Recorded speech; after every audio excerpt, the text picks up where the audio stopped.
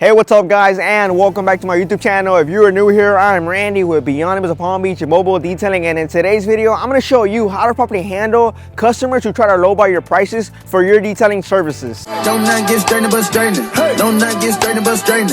Don't not get strained but strained. You don't get shit straight, you don't straighten it. So I am sure we can all agree as detailers, whether you're a beginner or have been in the industry for some time now, that every so often we can come across a customer who wants a lower price, who doesn't want to pay your standard rate, who wants to pay the cheapest amount possible. And I want to say this happens so much more when you are just starting out your detailing business, your detailing journey, but it definitely happens to everybody, and that includes those who may be charging more premium prices for their services now. So what does this mean for us detailers, for us who are trying to run a profitable business? Well, the reality is that there will always be cheap customers no matter what and what stage you are in within your business, and there will always be someone who wants to lowball you, who wants a discount, who wants to bargain, haggle, negotiate, as well as there will always be that group of people who simply are price shopping. And one point I'd like to make right now is that the reality of running a business of any kind is that there will always be a different types of customers. You can't control what kind of customers there's out there, but you can control how you deal with those certain types of customers, and you can also somewhat control which customers you are attracting. Now I say somewhat because there is only so much you can do,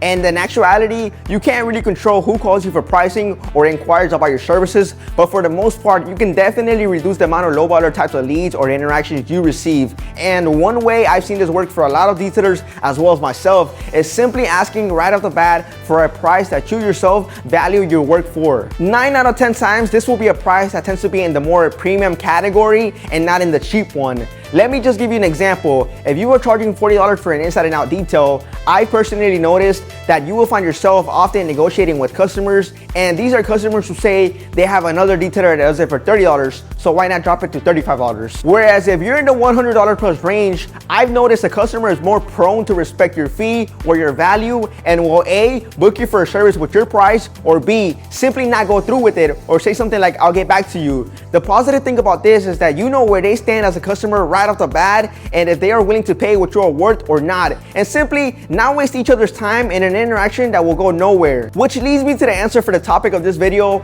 How do you deal with lowballers? How do you deal with cheap customers? How do you try and convince them that you are worth what you ask for? The answer is you don't. If a customer is trying to get a lower price than the price you have provided them with, it automatically tells you the kind of customer they are. It doesn't mean that they are a bad person or they are bad people. It simply means that they do not see value within you, within your business, or don't respect where you value your work at. The biggest takeaway I want everybody to take from this is that if a customer doesn't see the value in you from the get-go, they will never see the value in you. So let's say you agree and lower the price even, let's say $10. They will automatically assume you yourself don't value yourself either. So the best way to handle these scenarios is to respectfully and professionally get across to the customer that you have your prices set, that you are firm on them, and that you do not bargain. Which now leads me to what I strongly believe in, and that is not every single customer is meant for you. I mean, it's just a simple, honest truth. There's customers who want quality work, and there's others who want cheap work. This is where you as a business owner decides on how you want to run your business. Do you want to attract customers who want the cheapest price in town, or do you want to attract customers who value your time, value your work, your knowledge, and have no problem paying your price in return for quality work? And what I just finished saying is the overall answer to those who may be asking, so do I just lose this lead? Do I just let this potential customer, potential job go? Unfortunately, not every customer is for you, and you have to know when to put your foot down and say, I don't want to keep negotiating my prices on a consistent basis. Now, I could definitely see where there could be an exception. Again, when you are first starting out, when you are trying to get your feet wet, trying to get some experience in, but you have to know when to stop, seriously. Otherwise, you are just hindering your ability and growing or advancing your business. Alrighty guys, even though I just gave you an in-depth explanation of my answer, I want to also share how you can literally speak to customers in order to avoid price haggling or simply state that you do not negotiate. The first way is to include our minimum in your wording, our minimum package, our minimum service, our minimum fee or rate. For example, your answer to the customer should include, our minimum package starts at, and you say your starting price. This way you are letting them know directly that at the very least, your lowest price will be that price and nothing less. The other way,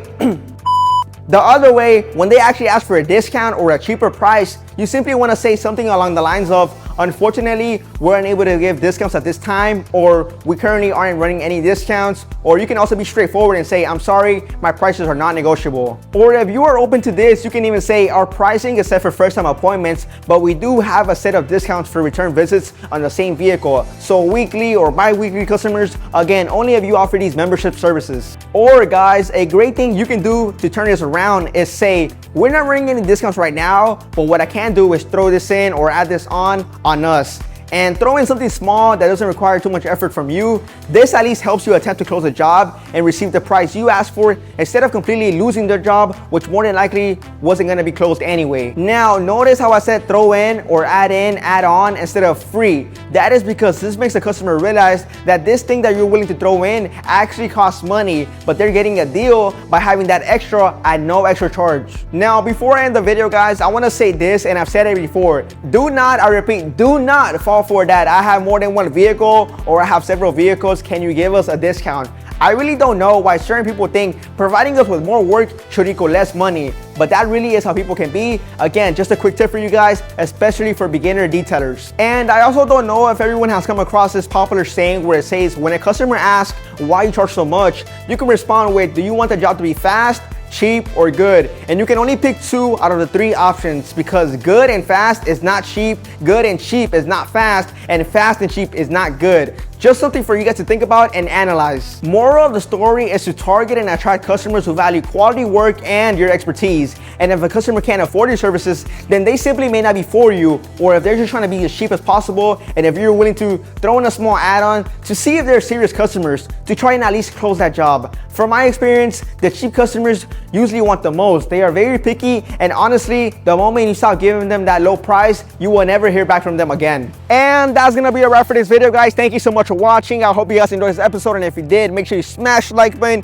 leave a comment down below, and press that subscribe button, as well as hit the notification bell button to join my notification squad. Don't forget to watch another video here on the screen. As always, guys and girls, see you on the next one.